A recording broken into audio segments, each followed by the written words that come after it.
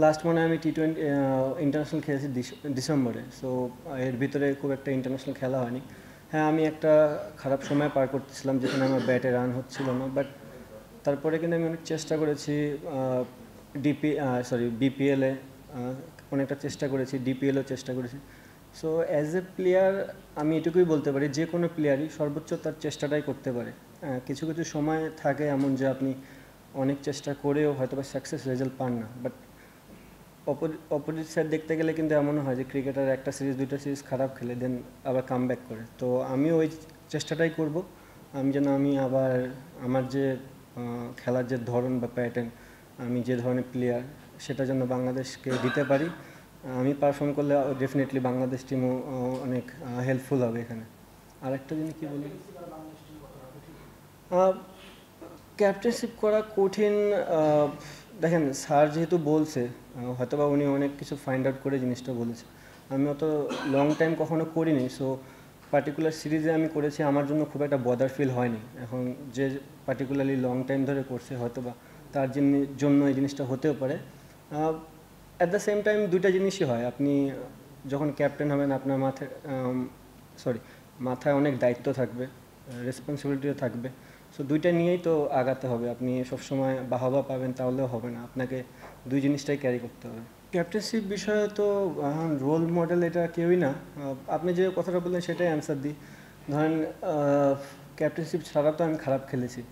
So এখন এটা captain হয়ে আসতেছি, এটাও অপোজিট সাইডও হইতে পারে যে আসার পর থেকে আমি ভালো খেলতেও পারি। সো আমি যেটা বললাম যে আপনার পজিটিভ নেগেটিভ দুইটা জিনিসই থাকবে, বাট ওইভাবে আমার কোনো রোল মডেল নেই যে যাকে দিয়ে আমি ফলো করব বা কোনো কিছু। আপনি যখন ক্যাপ্টেন্সিটা পেলেন তখন বোর্ড আপনাকে শুরুর দিকে কি বার্তা দিয়েছিল, কোচ বা প্রধান নির্বাচক, আর সঙ্গে আপনি যখন একজন ইনস্ট্যান্ট ক্যাপ্টেন হলেন তখন আপনি আপনার এর থেকে বোর্ডকে কি বলা হয়েছিল, যেহেতু শান্ত তিন ফর্মেটের ক্যাপ্টেন ছিল, আপনি একটা ফর্মেটে থাকবেন, আর আপনার হাতে যেহেতু একটু লম্বা সময় রয়েছে 2026 কথোপকথন যেটা হয়েছে যে লং টাইমের জন্য দেওয়া হচ্ছে, সো আমি আমার মতন করে চিন্তা ভাবনা করতে পারবো। দেখেন ভাইয়া, এখানে জেদের কোনো কিছু নেই। আমার মনে হয় প্রত্যেকটা মানুষেরই, যারা ইন্টারন্যাশনাল ক্রিকেট প্লেয়ার, তারা চায় পারফর্ম করতে। আর প্রত্যেকটা ক্যাপ্টেন বাংলাদেশের, সে চায় তার টিমটা জিতুক।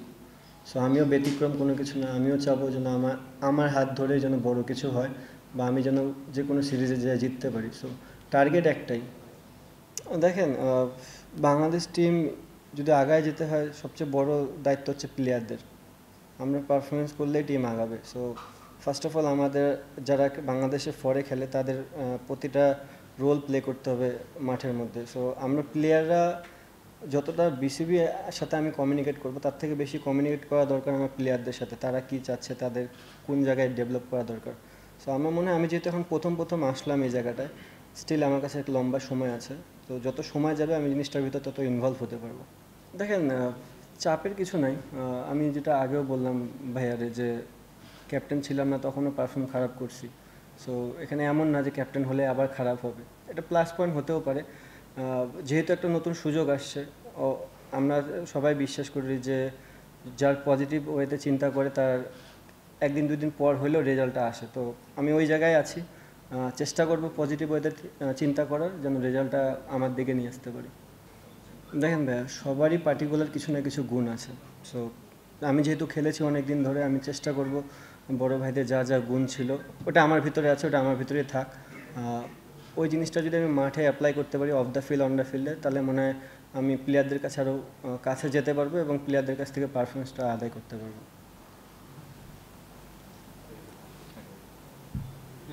একটা বিষয় আসলে জানতে চাচ্ছিলাম যে আপনার কি মনে হয় না যে বাংলাদেশের ক্ষেত্রে আসলে খুব ইয়াং বয়সের বেশিরভাগ ক্যাপ্টেন্সি, এবং যার জন্য আমাদের ক্যাপ্টেন্সি বেশি ঘন ঘন চেঞ্জ থাকে।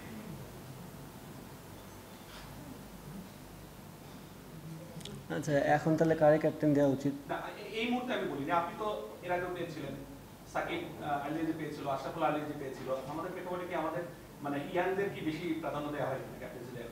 আপনার কি এটা কি মনে হয় যে পরিণত বয়সে দেওয়া উচিত না?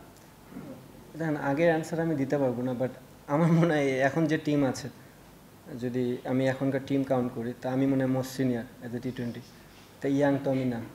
আপনার ক্ষেত্রে বলি নেই, এখন বাংলাদেশ প্রেক্ষাপটে কি আহ, আমি এটা অ্যান্সার ভাই আপনাকে ক্লিয়ার দিতে পারতেছি না যে জুনিয়ররাই কি ক্যাপ্টেন বা ইয়াং বয়সে ক্যাপ্টেন হয় কি না। আমি যবে থেকে টিমে ডেবিউ করেছি, ক্যাপ্টেন ছিল মোস্ট সিনিয়র মাশরাফি বিন মুর্তজা। মাশরাফি বিন মুর্তজা চেঞ্জ হওয়ার পর হয়েছে সাকিব আল হাসান, উনিও মোস্ট সিনিয়র ছিল তখন। দেন তামিম ইকবাল, দেন মুশফিকুর রহিম। সো আমি কখনো দেখি না যে আমি এমন খেলতেছি যে আমার জুনিয়র কেউ ক্যাপ্টেনশিপ করতেছে।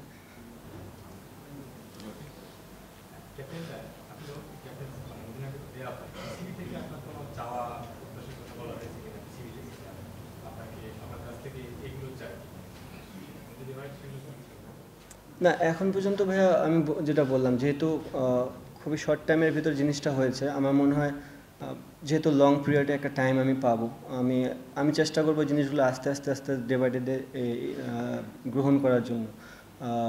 অবশ্যই যে জিনিসটা ছিল যে প্ল্যানিং তো সবসময় থাকে, তাদের তরফ থেকেও একটা ইনফরমেশন ছিল, আমি চেষ্টা করবো ওই জিনিসগুলো যেন ফুলফিল করতে পারি। দেখেন, এই মুহূর্তে আমি কি চাই, আমার কি পছন্দ, অ্যাটলিস্ট আমার টি-20 ফরম্যাটে আমি এই জিনিসটা দেখতে চাই না। সো আমি চাই যে টিম যেখানে যাকে বলবে সে যেন সেখানে খেলতে প্রস্তুত হয়। হ্যাঁ, অবভিয়াসলি এমন কোনো দিন আসবে না যে আমি নাম্বার 7-এ যাই ব্যাটিং করতেছি, তাহলে বাংলাদেশ টিম আমার কাছ থেকে কিছু পাবে না। আমার কাছ থেকে যেটা পাবে সেই জিনিসটাই বাংলাদেশ টিম আমাকে দিবে এবং আমিও সেই জিনিসটাই দেওয়ার চেষ্টা করব।